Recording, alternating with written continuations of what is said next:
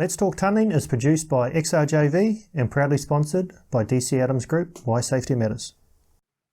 Welcome to another episode of Let's Talk Tunnelling. Today's guest is Martin Bell. Marty, how you going, mate? Yeah, not too bad, brother. Good as it gets for a Saturday, and I'm not underground. Good on you. Hey, like all the guests that have come on, I just want to say thank you very much for your time and effort getting online here and doing this Let's Talk Tunnelling podcast. So really appreciate it. And thanks again for your support. Marty, let's talk tunneling and get straight into things, I suppose, with you. And where did it all start for you, mate? Oh, wow. I suppose the first time underground was working for a company called Westphalia Beckeret down at Rudy Hill in Sydney. I was working there as a contract fitter, and they sent me down to Appin Colliery, I think, to change a gearbox in a man rider or something. And I looked around there in the workshop and sort of stuck my head downstairs. And I'd had a bit of an interest. I suppose from early days, I had a passion for being the best, or doing the best I could, or making the best, I suppose, money, to be honest, is what it comes back to, I suppose, in a certain extent. I mean, when we'd first been married, we had a honeymoon. Tina and I had a honeymoon up in Queensland. Ended up at a place called Warree, the other side of Cairns.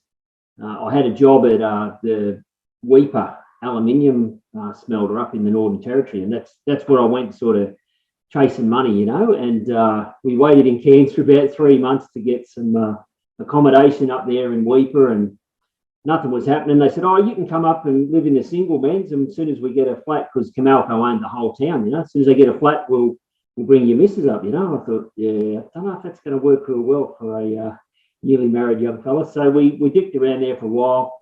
Then I started chasing work at Mount Isa, and got an interview there, and sort of said to the guy, well, it was the same sort of deal with accommodation. It was, no, come in and then we'll find somewhere for your missus later. And I said, no. I didn't sort of sign up to do that. So I come back to Sydney. I worked probably 3 different jobs in Sydney at the same time. And eventually this led into just sort of, contract work anywhere. And I was working for a power company called Multicon down in St Mary's, and they were working in at the mini mill, like the steel mill at Rudy Hill. Westphalia Beckeret was behind the steel mill, and that's how I got into the mining working in the steel mill got me in with these Westphalia guys, and they bought an old company called Baldwin and F&M Baldwin and Sons, I think. And that's basically the company that built the first locomotives in Australia for work underground in coal. They built stuff for sugarcane harvesting and that sort of stuff, and then also built these big fuck-off tractors that would like plough an acre a minute or some shit. And they basically went broke. And then this Westphalia bought them out. Anyway, so I contracted there for probably 8 or 10 months. Got the sack for pulling a bird out in the car park. And then to work with...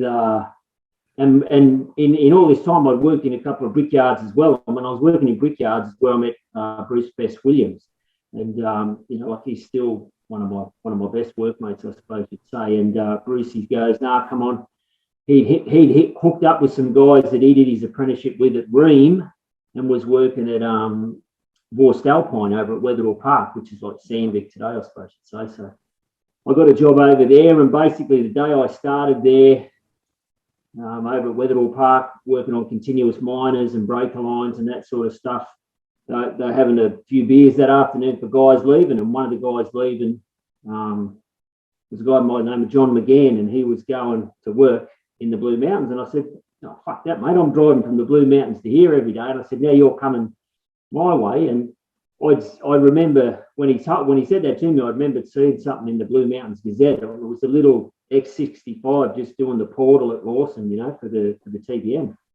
And so these guys at Vorstalpine dicked me around on rates because I was a subby, and I said, "Yeah, no worries. I'll take it for a while." But all the time And my wife had said to me, just find the phone number for those, for whoever it is at Lawson, and just don't fucking leave them alone, And my young bloke was just born, so he was like a year old or something, and I thought, I'm sick of contracting, not having permanent work. I really want a job where I get paid every week, and and my wife doesn't have to go to work, and she can bring up my family. So I just kept annoying this old Norm Blackie, a Kiwi boilermaker from he'd been down in Menapuri. I just kept annoying him, and they had, rules around local content and that. So sooner or later, they had to give in and give someone a crack, and I must have just pissed him off that bad. He just gave up and got me up there for an interview. And I always remembered I was driving up the highway. I was living around Springwood, sort of heading west, and in the afternoon, so I'd left work early and I was going up for an interview. And my mate Bruce he's driving a Jag, so it's hard to miss him. He's fucking driving back the other way, and I'm thinking, what the fuck's going on here? Anyway, so I head up there to Lawson. So we'd both been interviewed on the same day. He'd worked with Sandvik and Alpine for years, like North Goonyella, been all around the place. All I'd done is work at Weatherall Park. But I must have said the right things or been more annoying or something. I don't know. But so I got a crank, and it ended up that Dan Smolensky was already working there, who sort of works for me now. And Dan goes, "Who the fuck are you?" When I started, and I said, "Well, Martin." He goes, "I never met you." I said, "Well, I haven't met you either." He goes, "It's supposed to be Bruce's job." I said, "Oh, shit happens, bro." I didn't get a thing, you know what I mean? So yeah, it was like winning the lottery for me. Like I was just on day shift working in the workshop. There's all these fucked out old had cars, and I think my first job was working on conveyors. So basically, the Blue Mountains job was probably the first continuous conveyor job in Australia, and a serious length of continuous conveyor at that small sort of 3.4 diameter.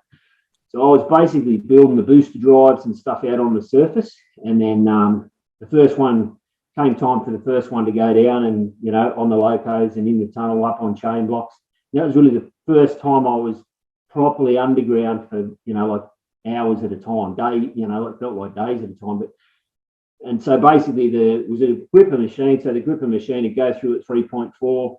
We'd rock bolt if we needed to, and then basically as soon as you need a booster, we'd just drill some holes in the roof, pop the roof out, and then chain block the booster up into the roof, and then a bit of a hole in the wall. So we had an area because they were hydraulic drive boosters. So you basically had a transformer, a power pack, set of hoses up, put onto the drive of the conveyor. So that was really my first sort of experience underground. And I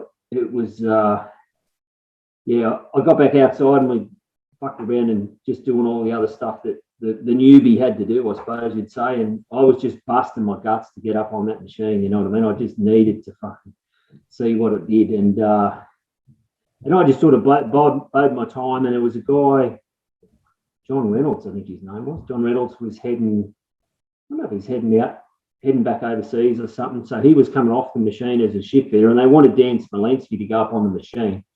And he looked after the Roadheaders and the other stuff. He wasn't really that fussed. And I said, "Oh, Norm," I said, "I'll fucking give me that job, man. I'm gunning for it, And so I got up there on John Wilson's crew, and the rest is history, mate. At the end of the day, I was addicted from fucking day one. Like it was never been like as an Aussie or a Kiwi, if you don't play sport, you don't fit in. You know what I mean? So I never fitted in because I had these fucking things, and I could pull bikes apart, put bikes back together.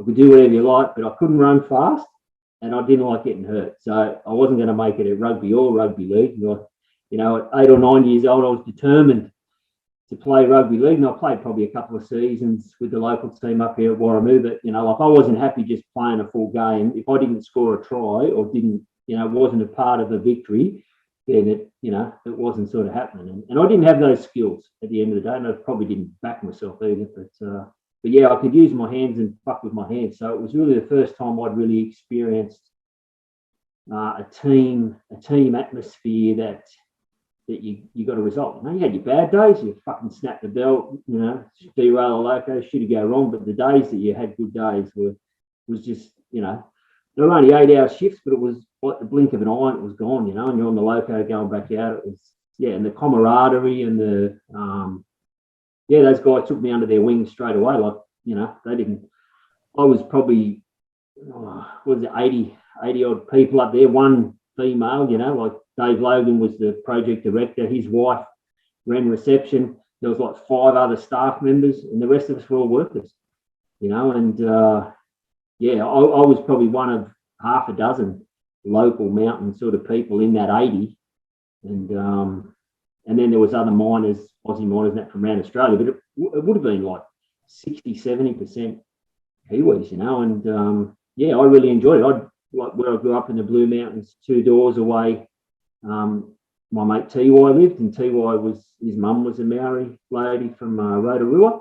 So I'd sort of grown up from when we could walk. I'd been around hungies, I'd been around the culture, I'd been around a bit of the stuff, but and he still is a good mate. He was, you know, one of my best men at my wedding, but you know, like he lives in Germany now, but there was something there that I could sort of relate to within John Wilson's crew, and then, you know, with Miles's crew and the other guys. And yeah, most of those guys up there, we're still, if we're not still in the industry, we're still connected sort of in a way. And yeah, some people don't like me, but I think there's probably a lot that do.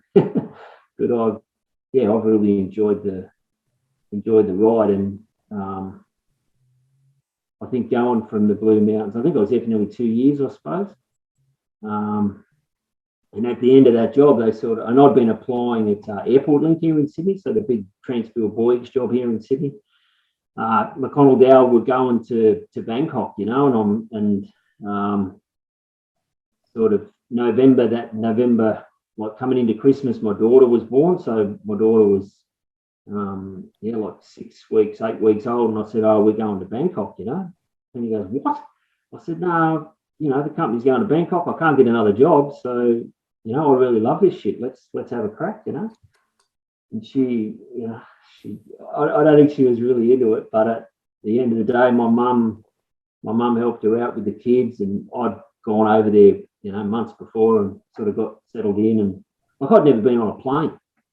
You know what I mean? I've been from fucking New South Wales to Queensland. I've never been on a plane. And these guys say, oh, Marty, why don't you come to Bangkok? You know? Oh, yeah. So, and that was probably 12 months. 12 months we were over there pipe jacking, you know, like there's no hard rock in Bangkok, you know. Well, there's hard things, but not rock. But it's all soft ground tunneling, pipe jacking. You know, we had half a dozen pipe jacking machines there from 800. So pipe jacking is based on your internal diameter of your concrete pipe. So we had from 800 up to 2250 were the biggest ones. And we were jacking 22 Ks of pipe there for Samsung, for a sewer system basically in Bangkok, because they had basically, Bangkok used all those klongs, all those waterways that you see, you know, that are typical through Bangkok. The Yanks had gone there in the, you know, Vietnam War and said, oh, fill in all these roads, and this can be a place, this can be like Venice, you know, this could be the Venice of Asia. So they used to have all the longboats and all the stuff in the water, but all their turds, everything's going in the water, you know. So we were basically underneath the klongs, jacking concrete pipe there for their sewer. So that was 12 months over there, and I had about 5 foremen working for me, and 3 of those could speak English, and then there was about probably 30 guys reporting back through them, of which none of them could speak English, you know what I mean? And we had 220 shafts over there, so your longest jack's about 200 metres between a sheet pile shafts. They're all sheet pile shafts.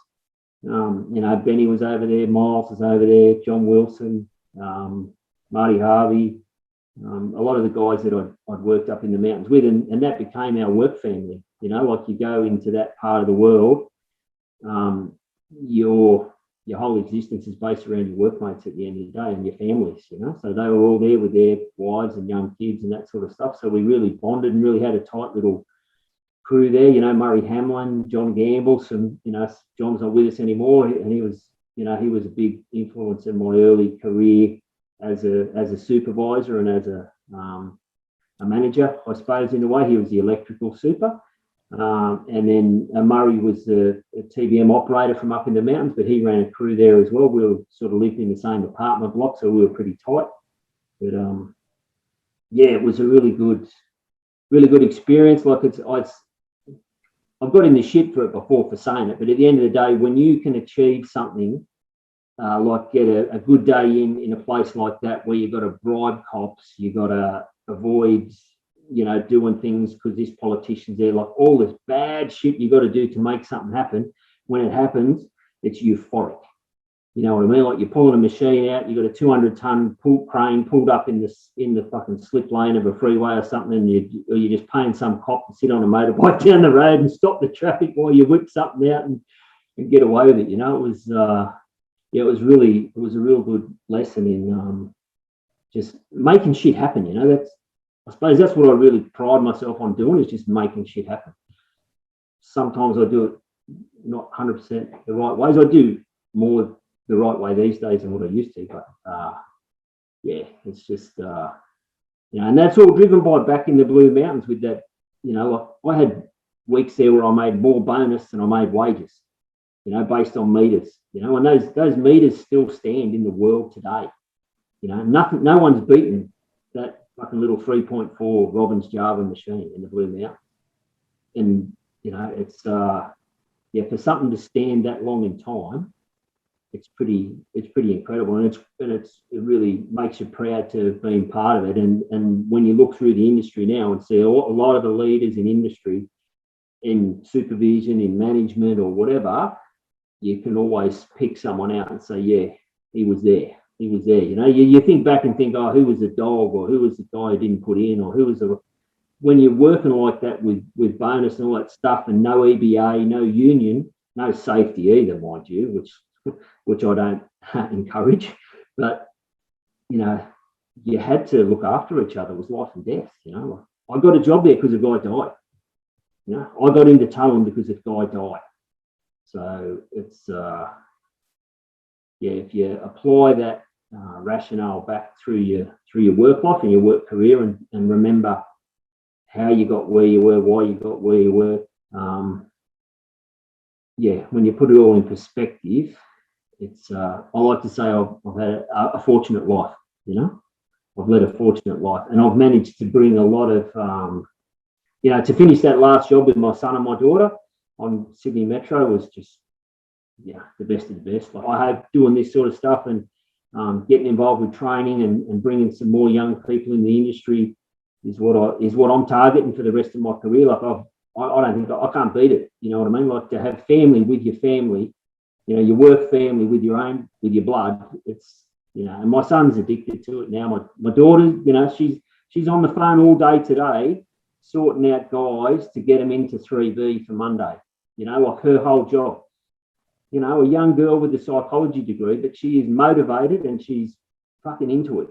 She wants those boys back to work. Well, one of them's my son, but she's the same for everyone. It's not just because it's a brother. It's a brotherhood and a sisterhood. So I suppose after a year in Bangkok, and I told Tina, look, we're only going there for a year, and she was the same as me. She'd never been out of Australia before. She was missing her family. She'd come back a couple of times. I pretty much stayed over there the whole time we were there. And she wanted, she'd had enough. So we come home. I think we lived with my sister for a while. Then I went down to Melbourne to the Werribee sewer with McConnell Dow. So I went down there. The superintendent was Les Moroney, another Bob Gowing aficionado, or a Bob Gowing trained superintendent, I suppose you'd say. And Les, Les sort of, I think I'd met him up in Bangkok. He'd come up to Bangkok a couple of times when Bob was in and out of the country, and I'd met him up there, but he was the super down there, and he just wanted to run the surface, and then he had a pipe jack. There was a pipe jack plus, it was just a little 65 Roadheader, basically, I think it was about 200 meters or something, if I'm not wrong. So it was in like a basalt sort of shale down there, I suppose. So I was basically with a little 65 Roadheader. I was shift boss, fitter, electrician, Roadheader operator, and I had a guy behind me on a little Gemco Loco with the muck skips, the guy at the top of the shaft with the, I think it was like maybe a 30-ton Tadano, just a roughie there pulling up out of the shaft. So I went down there to do that job. I sort of went to the MacDowell had a plant yard at Laverton. I went to the yard at Laverton and sort of helped them finish off the rebuild of this little 65. So that little 65 was the same machine from the Blue Mountains, you know. So it's like you get reunited with all your old friends, you know what I mean, including plant, you know what I mean. I get attached to them, probably not as much as the people, but you still have an affection for them. But anyway, so we gave it a bit of a rebuild, give it a coat of Dulux yellow, and threw it in the shaft there, run off gen sets, and we were basically cutting there, I don't know, probably 8 months or something.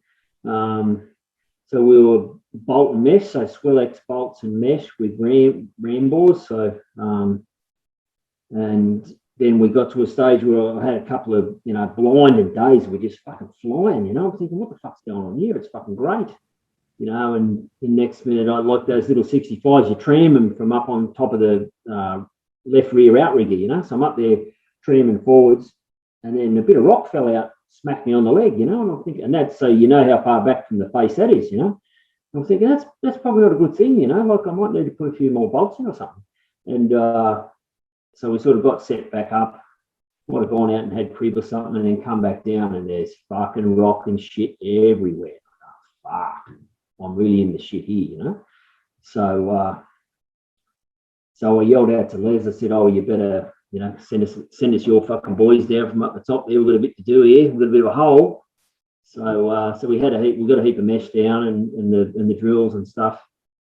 And then, you know, like I only knew, like, whatever I'd learnt from the boys when we're up in the Blue Mountains, you know, running the bolters and running the, you know, when we were doing the offshoots off the main TBM drive, you know, you'd be drilling blasts and putting bolts and stuff in. So I sort of knew how to run or what basic ground support was, not from being taught it or knowing what geology was. So I just started from the machine and was working my way forwards with the mesh and the bolts. And one of the young guys that had come down from the surface was just fucking, you know, like a young fucking weight lift and fucking tough guy, you know, and he's fucking running out trying to put bolts and that in and prop the mesh up like out under the unspool. And I'm just going, get the fuck in here, you know, like he's just fucking not listening to me. And anyway, another 4 come down and the mesh come down and punched through the side of his nose, you know. So I just fucking grabbed him, threw him in the muck skip, fuck him off, you know, took him out, lifted up the muck skip with the crane, and he was gone, you know. So I said, no, all the old blokes down here now, and we just bolted up to the face, and that was it. So then we had to stand sets from there, stand sets with full timber from there to the end of the drive. So we're obviously getting close to where the exit shaft was. And that's what we did. I sort of finished that job.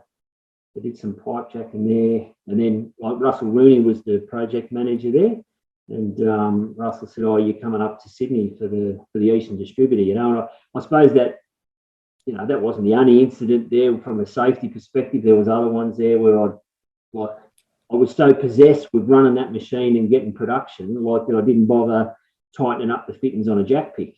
You know what I mean? And an air hose blew off and smacked another guy in the head, you know. And Russell going, "Why didn't you do that?" I said, "Well, how many fucking jobs you want me to do, mate?" You know, but I was distracted. So anyway, so we got that one done, and he said, "I'll come up to Sydney and run the back on the plan again." And I said, "Yeah, no worries." So we packed the family up and came back up, and we lived out at Miranda, I think. That guy me there out in southwestern Sydney, which is quite a nice spot. Brenton started school, and Kai Forrester was the super there. Billy Milne was my electrical brother for the first time, and we put a dodgy old fucking shaft and tunnel S200 in opposite the bloody Captain Cook pub. No, was it the Captain Cook pub? Oh no, it was up in Drivers Triangle. We had a little S200 running in Drivers Triangle in canopy tubes. Andy Churchill was running that side up there. And then down on South Dowling, we had this, the big, you know, where the double-decker tunnel is now, we had this big fucking Parat, this 300 kilowatt Parat. This is the first 300 kilowatt one in Australia. And it had a dirty, big, long inline putter head, like longer than a bloody 300. It was half as long as a 300 Mitsui again. So we were smacking away that, and we had the little 65 as well. We bought the 65, did another rebuild on that. We're doing cross passages and other ventilation drives with that. I had a real good, I was sort of starting to get the feel of what it took to, to deliver these sort of jobs, I suppose, and how well. I relied on Kai a lot, in those days. So look, man, like he'd come out of North Parks after the Blue Mountains. He'd gone to the Blue Mountains, from the Blue Mountains up to North Parks, and he had a lot of guys from up there. So I relied on him for some of the labour. And had old Mel Oswald, my Boilermaker, he was with me from the Blue Mountains, and was with me his whole career. He only retired a couple of years ago. We kept those fucking machines going and got that job done. I mean, we pretty much just cut the whole top heading with that Parat and then hammered out the bench with big Katos, big 35-ton Katos.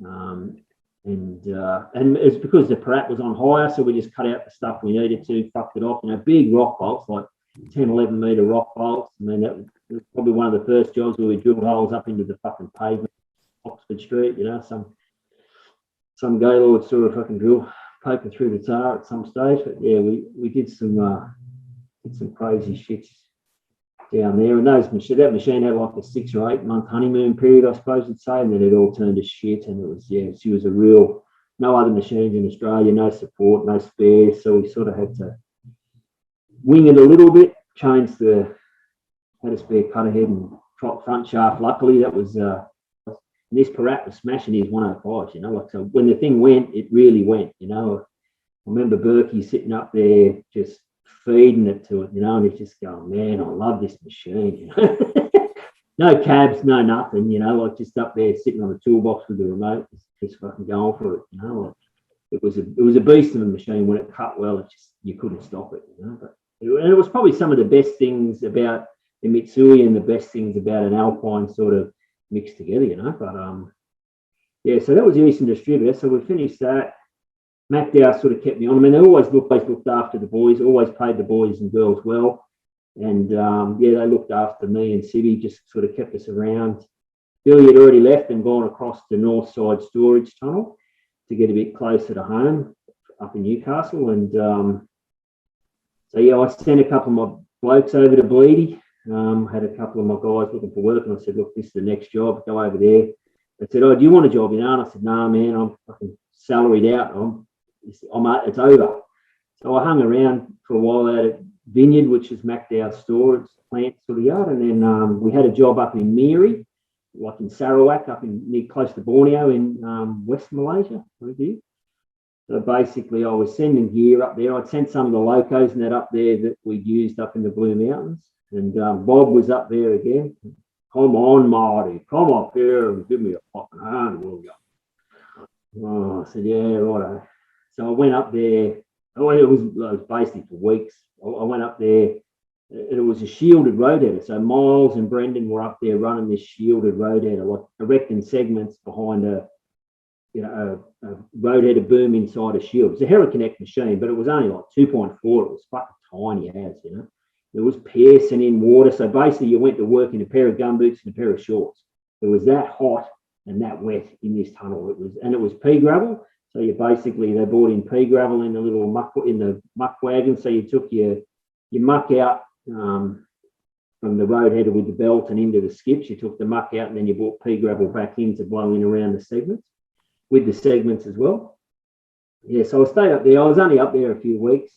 So he sacked this John McGann as soon as I got there, and he thought because he'd sacked the John McGann that, Marty will fucking stay there. I had a ticket, man.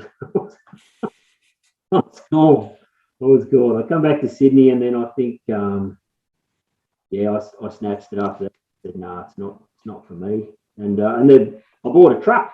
And a little mulcher, for mulching up trees. One of my mates is a tree lopper.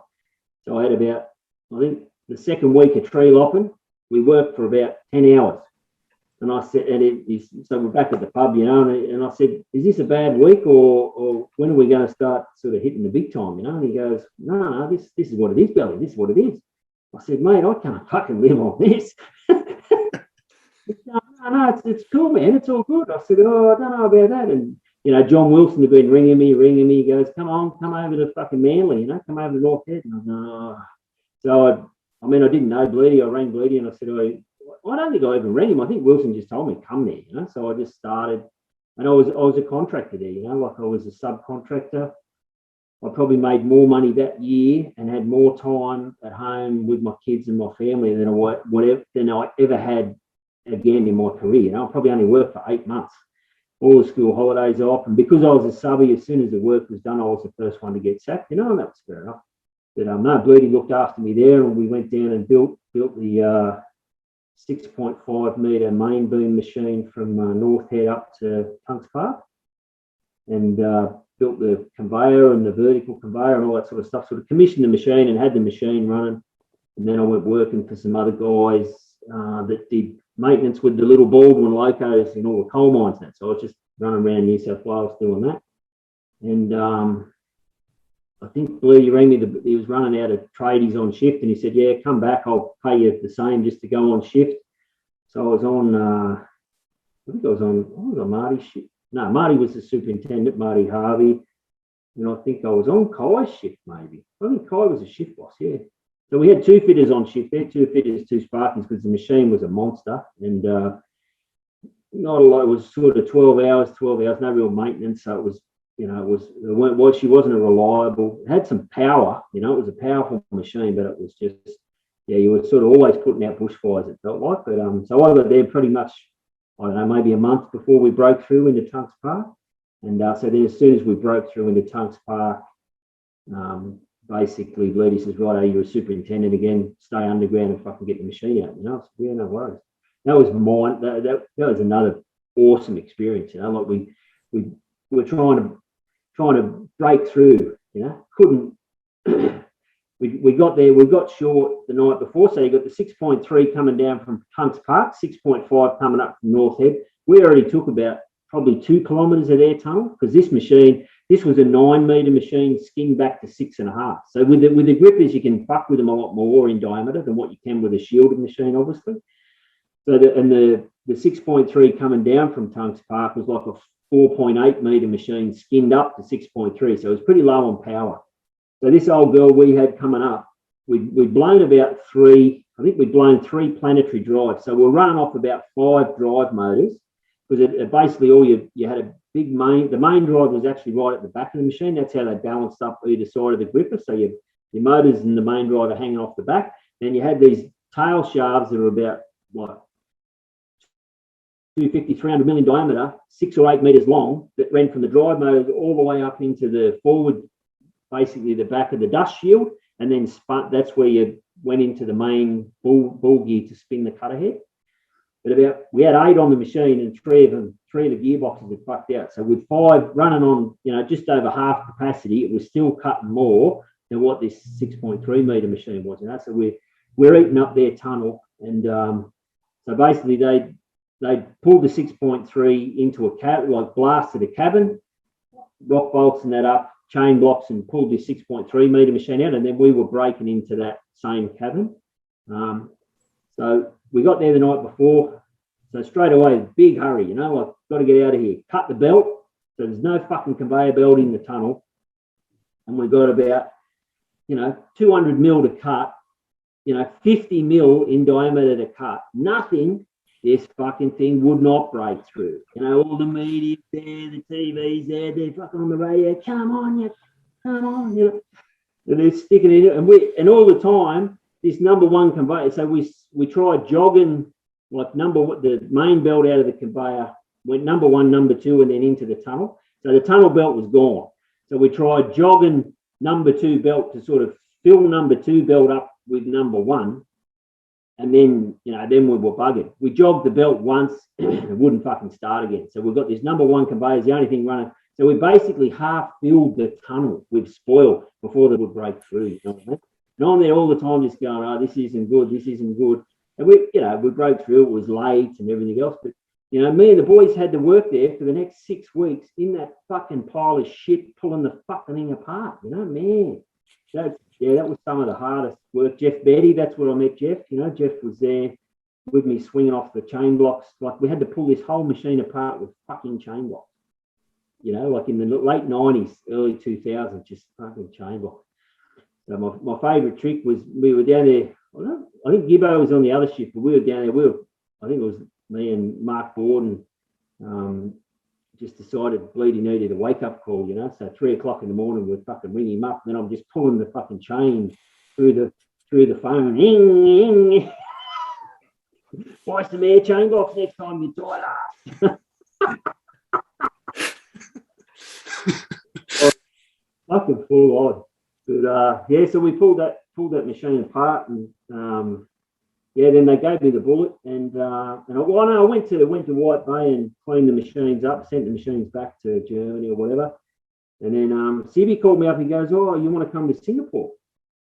And I said, "Oh, not really, you know." Like he goes, "Well, what else are you going to do?" And there was nothing happening, and I said, "Oh, yeah, righto."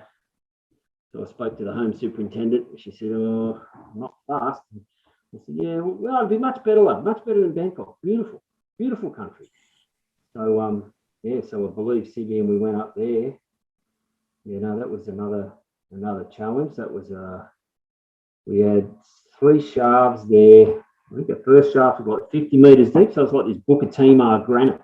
So it's as hard as the hobs are held, you know. Like, and so we drill and blast to sink the shaft, and then we'll launch in a 4.2 meter cut, maybe a double shield, a Robbins double shield out of that, to travel 2 1,800 meter drives, and just for power cables from the Sunoco power station, which is pretty close to Johor Bahru, so it's pretty much at the whatever end, the Malaysian end of Singapore, you know. So we sunk these shafts, went into the local engineering shop to have a look at this Robbins machine they built, and yeah, I remember Sibby showing me a photo years later. You can just see the look of horror on my face, you know. I'm just looking at this thing going, what? It was they had bits of the Manipuri machine, they had bits off some other machine. They basically put about 4 machines from all around the world together into this 4 meter can, you know. And I'm just looking and going, how the fuck is this going to work? Like, the tunnel was like 100 meter radius, so you had 100 meter radius left and right hand curve. So you didn't even get out of the first curve before you needed to be into the other curve. So all the backups were really short, and you had the conveyors everywhere. It was running off muck wagons, so muck wagons and segments. But yeah, so we were up there for 18 months. Yeah, that job sort of broke me in a way with MacDowell, and with trying to run that stuff. Like, it was, they pulled stuff from all around the world, you know, and the machine was, Brucey was up there with me. It was just a piece of shit, you know. Shane and Jeff were on shift, and they were cutting. It wasn't the machine's fault, I suppose. They were cutting there. We only got like 200 meters out of shaft and lost the machine. Like, it was a double shield working in mixed ground, you know. So we basically got the others, you know, not far out under the road from where we were, and just started pissing water in, and just piss water in till it fucking just kept flushing shit through my main drive oil, and I couldn't keep my main drive oil. I had this thing there, I called it the Exxon Valdez. I took in it was like a 5,000 litre steel fuel tank on a flat car, and basically to supplement the main gearbox, the main drive gearbox oil tank. So it had about 1,000 litre tank in it.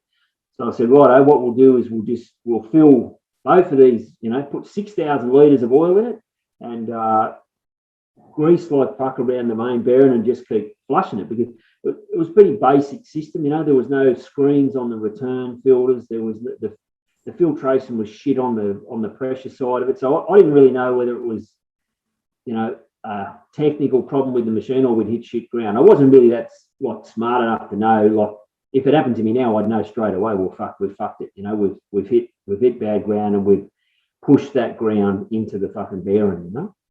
So we fucked around this big oil tank, and we changed gear pumps after gear pumps, trying to keep the oil circulating, and swamped all the motors. So basically Brucey and I had to just get in there with an oxy torch and just basically cut a hole through the bulkheads of the machine, like, you know, 60 mil plate, cut holes through there, and put 6 millimeter plate in the floor as a skid plate, and just basically drag these motors out from where they were. Like there was no way you could do it in an organised way, or in a, you know, like pull out the manual and work out how to do it. It was just go in there with an oxy torch, cut yourself a fucking, push the conveyor across, up and across as far as you could, and then just skull drag these fucking motors out. So we dragged them out, got them out of the machine, and got them cooked and put them back in. And we wouldn't have got another 30 or 40 metres, and the same thing happened again, you know. And I just thought, And then little Benny and that they were already down the shaft at Woodland, so there was a mid sort of shaft. So they went down off the shaft, drove across another couple of levels, and then they came back with like Nathan, you know, with the lattice girders, shotcrete, and then drill and blast popping out the floor. And they were coming back to the machine that way. But after 18 months, I gave up there and just said, no, this is you beat me. It's too hard. It's too hard. I'd had the best Robbins machine in the world and the worst one, you know, within those few jobs with McDowell. So we come back, and I'd had a phone call from Andreas Lear. I'd worked with him at McDowell and then also at North Head. He's a really smart technical engineer, and he's probably as within our business now, he's probably the lead man when it comes to understanding geology or understanding how to do a job. He called me up. He goes, "You want to come to Sydney?" I said, "Oh, I do. I wouldn't mind coming home." You know, and the pay was shit, and it didn't sound super attractive. But again, John Wilson was there. There was Steve Willie and Glenn Ashton, a lot of guys that I'd worked with at North Head. So that I wasn't getting anywhere in Singapore. So, and Sandra had enough. It was very boring there for, you know, if you're not in Singapore, if you don't have a degree, nobody recognises you. You know? So my wife had to she had to go and do a 2-day course to be able to shovel shit at the friggin' riding for disabled, you know. And she's just going, it's just too hard, you know. And the kids had a ball, you know. The kids were there in the Australian school. McDowell paid to put them through school, and they loved it, you know. They could ride their scooters down the shops, do whatever they want, you know what I mean. It was a really free, easy, safe place to live, you know. But after 18 months, so we come back home, and I went to Parramatta Railing with Tees, and I always remember the interview over the phone. It was a lady, Trish, I can't remember her last name. She was the HR lady, and she basically said, "Oh, do you love work?" You know, it's all over the phone, like none of this sort of stuff. Then I said, I suppose I do enjoy work. She goes, "Well, you fucking want to." She said, "You spend more time at work than what you do with your family, so you better love it." I thought, okay.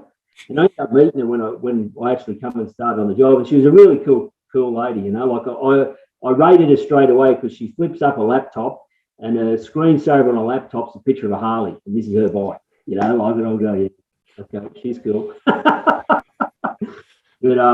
so that was Parramatta Rail-Link, and really working with the mine tunnels and the stations there. So I worked there with the Roadheaders doing all the stations.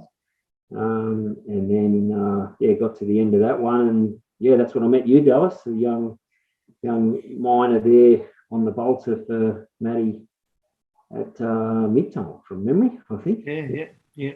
I went there to look after Mowbray and Mid-Tunnel on Lane Coast Tunnel. I mean, these days that's nothing, you know, like 4 Roadheaders. Like it's just like having a shit, isn't it? You know, like it's not really a sight these days. So.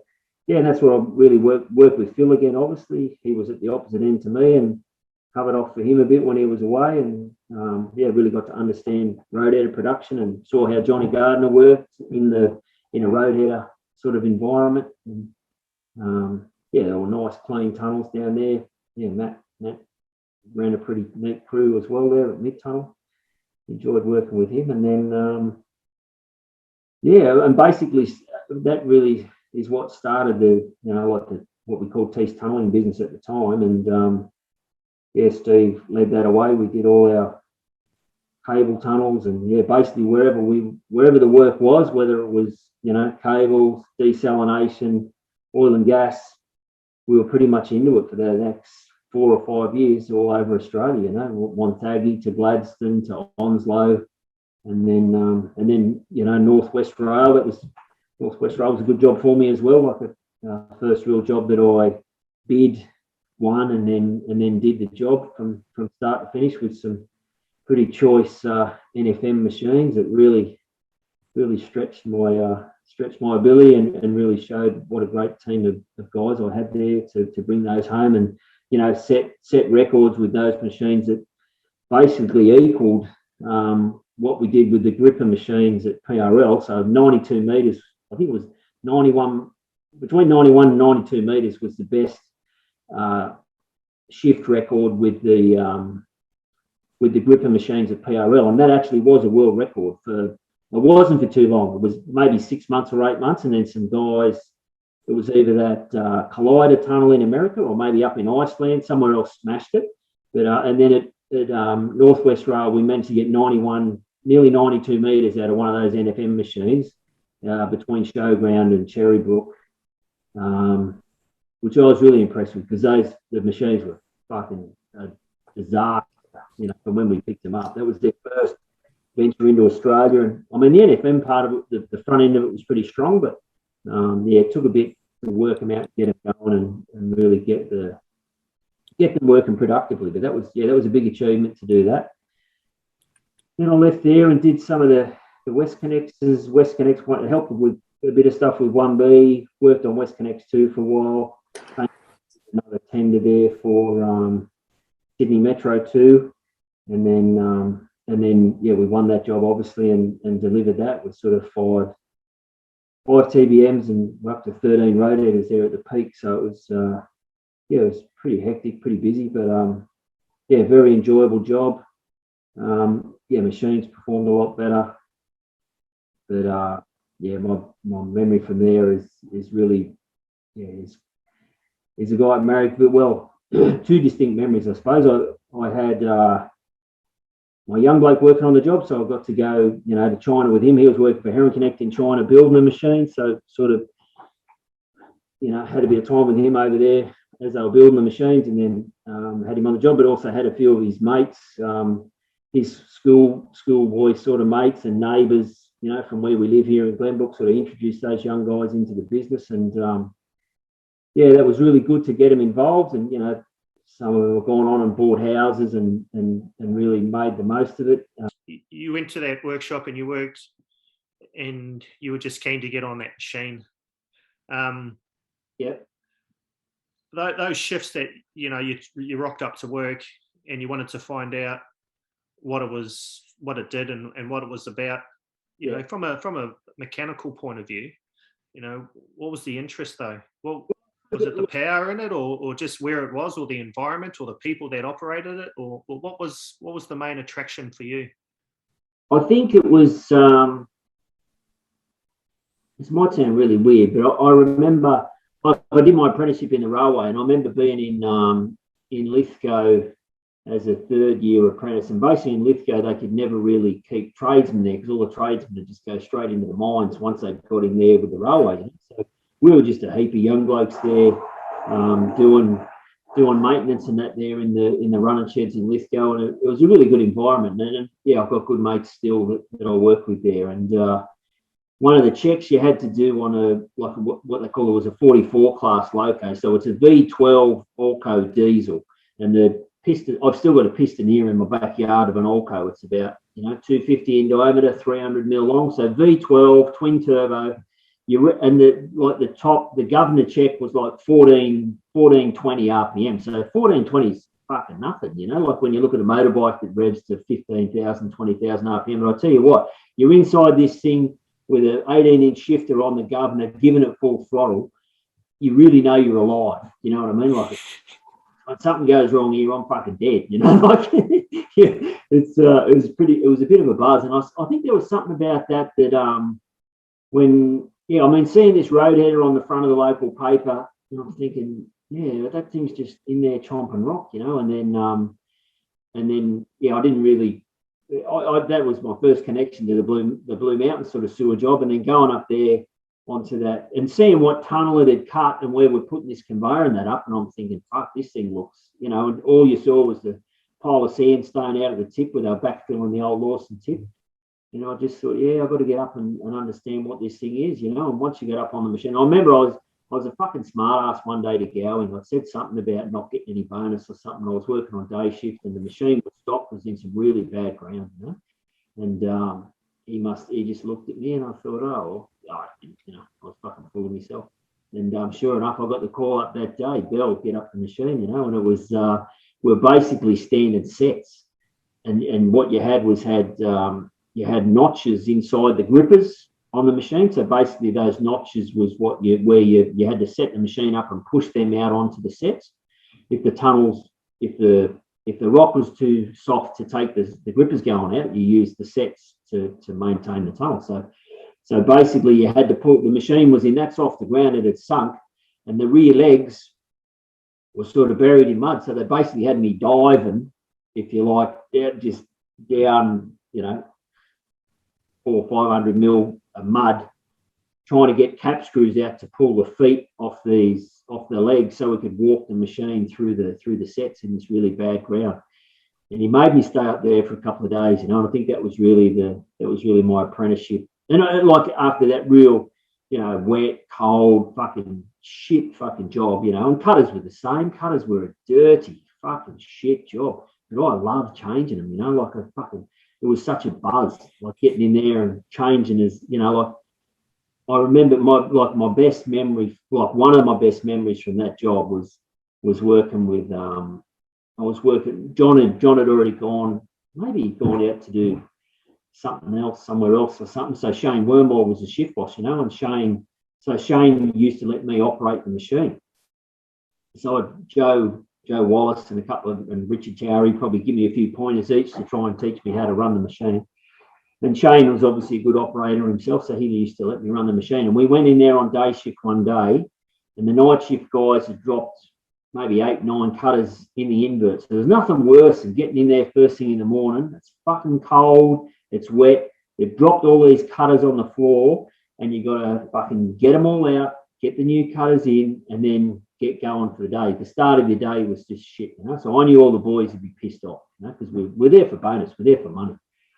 So we just went in and just went berserk, ripped all these cutters out, loaded 9 cutters in, and I jumped on the machine and we cut 40 metres that day, you know. And the shift that had dropped all the cutters on the ground, they'd never cut 40 metres, right? So I'd changed 9 cutters and then cut 40 metres, you know. So I was pretty happy with that. That's going to lead me on to this next question then, and that's around production. Yeah. And, you know, and the difference from back then, and obviously it was how you did things and how you thought, to now. What's your thoughts on from then to now, and what's the differences that you've noticed, the big differences, I suppose? Yeah, the big differences, I suppose, the last, you know, I suppose the last 10, 15 years, I suppose, you've really seen safety is the first one sort of start to come to the fore, you know, like, and then and quality probably not far behind that, and then environment, like everything's had to turn, you know, like sustainability, and, you know, now it's, you know, chain of responsibility with heavy vehicles, like everything gets its time in the sunshine, I suppose, if you like. And in a lot of ways, I think it's good. It's good that we've recognised that we need to be better, that we can't afford to hurt people and take their lives at a worst case. But yeah, in a way, I think we've gone a bit too far, to be honest, and sort of taken personal accountability away and that real teamwork sort of thing away. Yeah, I don't know. I think we're thinking too much for the guys. You know what I mean? We're not relying on them. You know, they say there's no such thing as common sense, but if you've been in this industry any amount of time, you've got a good 6th sense to how to stay alive, you know. And if you know how to stay alive, generally you can teach someone how to stay alive. And is tunneling a good career? By the sounds of it, you love it and you've been in it long enough and all that. And what makes it a good career? Well, I think it's still remunerated well, you know, for what you do. I mean, the teamwork aspect of it. I mean, the teamwork and stuff. I mean, I'm not judging you, but I mean, I you know, with the levels you've worked at, you've interacted with a lot of senior people and that sort of stuff. But I suppose in my last 10, 15 years, most of my tunneling's in the office, mate, you know, like that. And so I still see the same, parallels, you know, with all the, you know, accountants, you know, community people, environmental people, safety people. We all still sort of stick together and have a common goal, I suppose, and a common drive, and that the same things that we, you know, apply with our tool bag or down there underground applies in the office as well. You watching Terry Sleeman, I can run from meeting to meeting, and, you know, passionate about, you know, giving out safety awards, passionate about encouraging, you know, good quality segments, all that sort of stuff. It motivates you to do the same thing, you know. Like, I remember stories there of the original Snowy Mountains with the old, I can't remember the gentleman's name, but it was the guy that was the you know, the project director or whatever, and the guys would say they come out of the tunnel and the light would be still on in his office. Like, you know, he was saying to them, well, I'm here for you boys. At the end of the day, you're down there putting in and doing the hard yards, but I'm doing my bit for you up here as well, you know. And I suppose that's the bit of it that still still makes it zing. And I suppose the competitive nature of it, like I like bidding work and winning work, and I like looking at new jobs and new styles, new ways of doing things, and trying to keep up with innovation and bring better ideas forwards and get better outcomes. And I think that, you know, that production drive doesn't go away. It still gets me in the shit from time to time, because I can't help it. You know what I mean? It's in your nature, I suppose. Once it's in there, it's in there. But you've still got the devil and the angel in the back of the head, and the safety angel wins most of the time. But again, the devil gets one up, you know? And usually that's at home in my own shed. Because you've been in the office for the last 15 odd years, like you said, what were interviews like back in your day compared to now? Obviously, you'll do this sort of stuff for an interview now, or they'll HR. You won't actually see them, a lot of them, until they turn up to site. Yeah, no, I still get actively involved. Like when we're leading a job, I want to be involved when it's like for all my supervisors and all that sort of, like, down the line. I don't generally interview workforce guys, but I'll always interview any staff that are going to report to me. I've learned some lessons there in, you know, resumes are the greatest stories that you ever might want to read, but they don't really tell much. You really need to talk to a person, and then sometimes the people who won't talk and aren't really good at selling themselves are actually the best people that are working for you, you know. So it's a real balancing act there, you know. And I've tried to you know, educate and help a lot of my guys and girls, you know, look, you really need to do this or you really need to do that. And I'm so lucky now with Brittany being in HR and now IR, you know, like she's a very confident young lady and very converses very easily, and I suppose I'm living in her shadow to a certain extent, learning all the time. But you definitely get more competent at communicating, and especially when it's stuff you love. You know what I mean? Like, I couldn't do this with you if we were talking about building bridges or fucking, you know what I mean? But I see the guys within the business that is their thing. You know what I mean? And you've got to respect that. If it's fucking building bridges or building pavement or doing high rise, whatever floats your boat, mate. Like, go for it. This is what floats my boat. Yeah. So what advice would you give a young fella if he wanted to have a crack at tunnelling, or even as a fitter in a tunnel job? What's some good advice for them? I think the best advice you can really take is go in with an open mind and an open heart, and, you know, those safety protocols, looking after your health, looking after your fitness, looking after your eating, all those sorts of things. It really is. It's no different to being a professional athlete, the way I look at it. You know what I mean? Like, you've got to live life pretty clean these days to be good at your job. And with the risks that we're dealing with, you really have to be on the edge.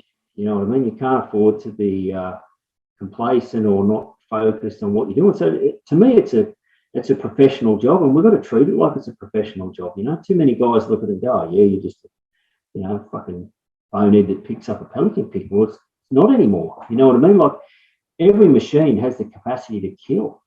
You know, everywhere you work in a tunnel, you potentially, you know, could be seriously injured, seriously maimed at the blink of an eye through no one's malice or no one's, you know, maybe someone looking the other way or someone not doing a small part of what they need to do. But yeah, it's a high risk environment, and you have to be mentally and physically fit and in tune with what you're doing, and be there because you love it and because you're passionate about it. You know, I think they're the key things I'd say to a young person. Yeah, and follow those rules. I mean, the only way this industry will be survived is with discipline and rigor at the end of the day. And they're the things that I see time after time, that when you have a superintendent, a project director, and guys that are happy to walk that line and hold that line, you get good results. But at the end of the day, you're a master of your own destiny. And if you can't give confidence to your, you know, managers up and reporting line down in your ability to do your job. Righto, mate. What's been the best project for you, and why? Oh, they're all the best after you've done them, mate. At the end of the, you know, like you look, it's just when you're doing it, it's fuck, you know, like fuck, what did I do this for, you know? But in the end, they're all the best. But I suppose really, and it had to be the first one. Like, it's like any other, you know, any other adrenaline rush or any other thing you get that you're really passionate about or hooked into. You're always trying to emulate that first experience, I suppose. And yeah, that time in the Blue Mountains was, I'll die with it, mate. It's doesn't get much better. You know, some old Ray Eldridge, there's some guys up there that had, you know, that were, you know, I would have been 23, 24, 25 or whatever, and he was probably 45, 50 and could fucking rock bolt and out shovel anyone on that crew, you know, just hard old guys that just wanted to fucking work, you know. And there was some real legends that, you know, like, who fucking picks up a shovel these days? Like, you know what I mean? Like, they're just hard men, you know. Like, yeah, no, that was probably the best, some of the best guys I've come across anyway. I added one here. Yeah. What about the best machine you've worked with, or you sort of raved about Robbins and then you bloody cracked the shits with it? But then what about a machine? Like, doesn't matter if it's a TBM, Roadheader, bloody jumbo, or even a loader. What's something that you just go, man, that's the go? That's a hard one. I mean, I suppose from a it really is tunnel boring machines that float my boat. Like, I'm a total. I mean, I remember at the end of Northwest Rail, and you know, Shane Bauer was my mechanical super there, and he's still, you know, still a good mate. And I just said to him, "Fucking hell, mate, this was a blast. Like, you know, come and let's go and smack some Roadheaders out." And he just looked at me and he said, "What? Let's go and do some road tunnel." He goes, "Gravel cutters?" He said, "Fuck. You're fucking dreaming." I just looked at him. I thought, why would you say no to, you know, another 2 years' work on that salary or whatever? It sort of went into my head, and I thought, and I'd worked with Roadheaders quite a bit, you know.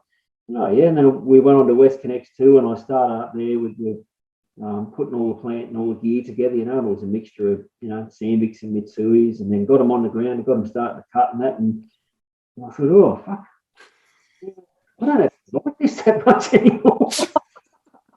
You know, you go to, I mean, you get the best part, you know, you can get in the back of the Mitsui and, you know, sort of hear and feel it cut, and with the double cabs now, which is great, you know. And then you know, watch a Sandvik cut and you go, yeah, that's awesome, you know. But yeah, being on a TBM and actually feeling that, you know, when I was sort of explaining before about the feel of the loco, that was the same thing. You get, like, on a main beam, you're feeling every bit of rock as you're boring through it, you know. So it's sort of like a man versus the rock sort of thing, you know what I mean? And when you're on a TBM, you know what you can feel it, you know what you're doing, sort of thing. And I think it's, yeah, and I suppose the TBMs, there's a lot more in the specification of them and the design of them that you're involved in, whereas Roadheader comes off the shelf, you know. Like, we've Australianised them a lot with the cabs and with the wear plate and, Civvies electronics. Like there's a lot of stuff we've made better on them, but it's not the same as a TBM. TBM, you're basically specifying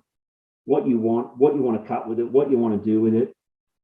You get to build the thing, you put it in the ground, you do your miles, you pull it out, and it's pretty good at the end of the day. And I hope to get these cross river rail machines back into Sydney for another job. Like I want to get 3 or 4 out of those old bastards because it's a pretty easy, doing 3 or 4 Ks. It's not hard work for those machines. That first machine in the Blue Mountains did 13.5 kilometres. We pulled it out at 13.5 Ks, put a main bearing in it, and then drove another 4 Ks down to Hazelbrook. Like pulling that machine out of that shaft in the top of Katoomba was, it was unbelievable. Like I didn't have a rigger's ticket. I didn't know fuck all about lifting. I was just, Bob says, fucking get that fucking machine out, Marty. So basically Wilson, we dropped the raised board. Well, maybe it was a raised board shaft. We drove into the shaft. Johnny blasted out the angle, from one direction to the other. And basically I had to sling the torque frame or the main part of the tunnel boring machine up and then pull it up this 80-metre vertical shaft, And I'd been down there about 4 hours, changing a link, a couple of links shorter, another couple of links shorter, just to get the angle right so it actually would lift out without scraping its ass in the base of the tunnel. So yeah, that was pretty mad. There's times like that you just think back and you go, well, these days that'd take you fucking 3 weeks. By the time you wrote a work method statement and 14 people had inspected it and signed it off, you just did shit. Like you were the man, you were the one there. Fucking make it happen. Well, that's awesome because my next question was proudest moment that like probably there's quite a few for you. You've been in it long enough, but what's the proudest moment when you've got home and sat back and thought, fuck. No, the photo on LinkedIn, mate. The photo on LinkedIn with my 2 kids. That's it. Don't get any better. Don't get any better than that. I mean, I've done so much and bought so many, probably more young engineers than young sort of tradies and that. I sort of haven't had that. I suppose I've mentored more of them and bought more of them through that I'm proud of. But yeah, to finish that job was great. There was bad moments in that one, like most of them. But to have your kids with you, just to me it's as good as it gets. As a frontline leader and a plant manager, and you've been in that capacity or that role for quite a number of years now. You're an experienced tunneler. You've operated all the gear as well as you've drill and blast. You've done everything in tunneling. How much involvement do you have to have, and what sort of advice could you give to new supervisors, new frontline leaders, and even engineers that you've mentored? What sort of advice did you give them? I don't know. I'm probably. I think probably one of my strengths and one of my weaknesses is always defaulting to the production and to the guys, and never using our skills as a reason to be in the limelight or a reason to take the stage. You know what I mean? So we're a support crew, we're a pit crew. We stay behind the scenes. We give the boys the tools and let them make it happen at the end of the day. If you're too proud to do that, don't be a fucking trade tunneler. Go and be a fucking tunneler. It's sort of there's a real.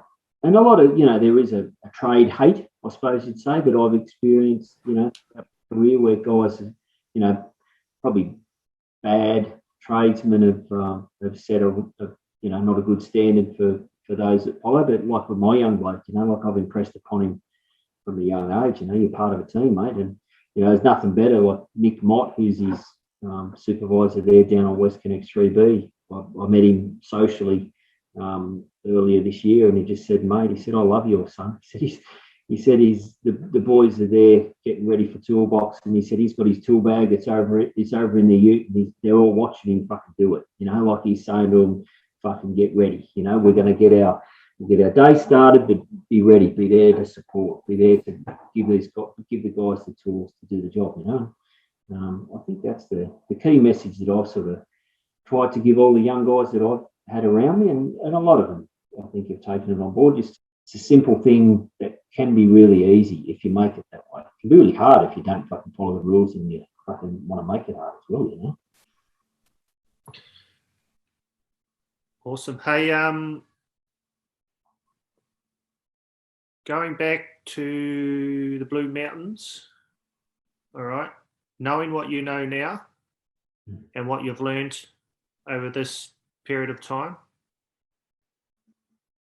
what would be some advice, or what would be some like a really important bloody word in your ear for that day that you turned up at the Blue Mountains that you know now? What sort of advice would you give yourself? Speak up and stand up when you're not comfortable with something, or you're not sure what you've been asked to do, or you think something is not right, and yeah, PPE, dust, all those sort of things. Yeah, chuck it on and keep it on. But who's some of the legends that you've worked with, and what made them a legend in your eyes?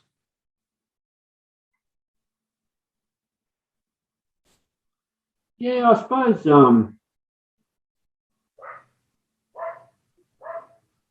Yeah, I suppose the real. It's hard to say. Like, there's so many at the end of the day. I mean, I talk about old Ray and Bob Eldridge that I work with in the Blue Mountains. I thought were legendary. Shane Wormald, Marty Harvey. You know, there's guys that I've worked for consistently. John Wilson, in his own way, was a legend. I mean, there's so many different. I mean, I wouldn't be where I am or have done what I've done without Bob Gowing. You know, like he was the real whip cracker up there that put me in my place and really made me. And I worked for him another 2 times after that. You know, so it wasn't like I didn't know what I was getting myself in for at the end of the day. He was a hard man.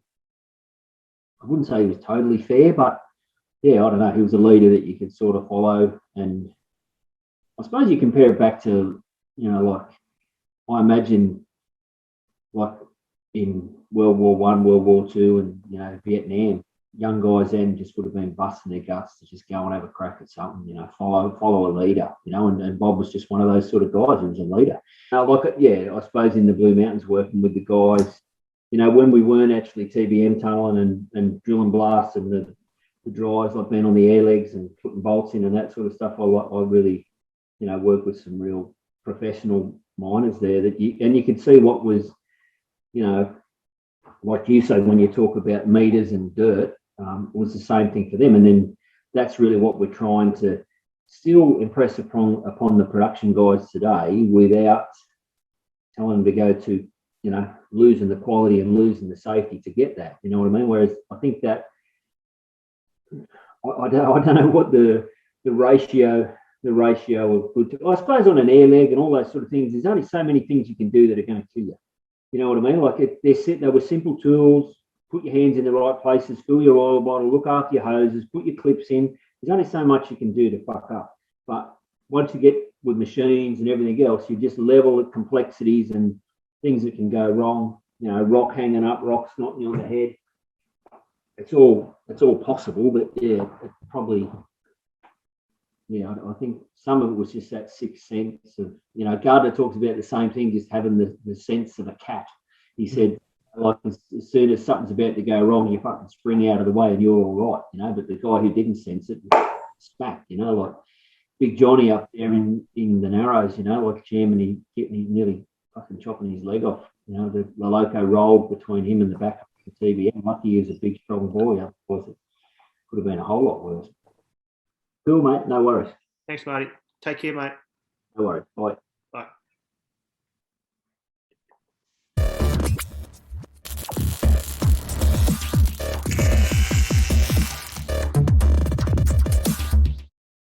Let's Talk Tunneling is produced by XRJV and proudly sponsored by DC Adams Group, Why Safety Matters.